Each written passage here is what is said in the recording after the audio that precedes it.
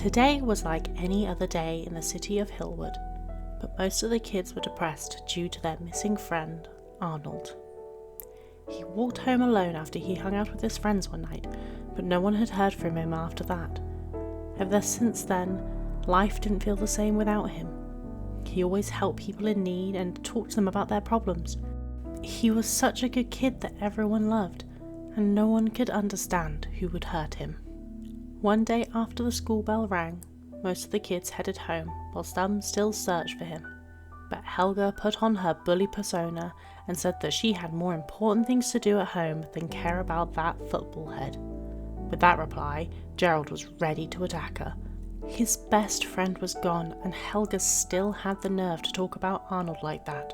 But his friends held him back, not wanting to start any more problems, and hoping that karma would get her one day. Later, as Helga headed back to her house, she danced, skipped, and hummed a tune. Despite the odd situation, as she went inside, it was pretty much the same nightmare she'd always been in since she was born. Her sister got all of the attention, her father focused more on his job than his family, and her mum passed out from drinking too many smoothies. But the reason she was in a good mood was because something was different for once. Something that brought her happiness. Something that she had always hoped to have, and now she did. And that was Arnold. When Helga opened her closet and pulled out the floorboard, underneath sat the missing kid. He was tied up in a small, cramped box, scared, crying and mumbling from behind his taped-up mouth, begging her to let him go.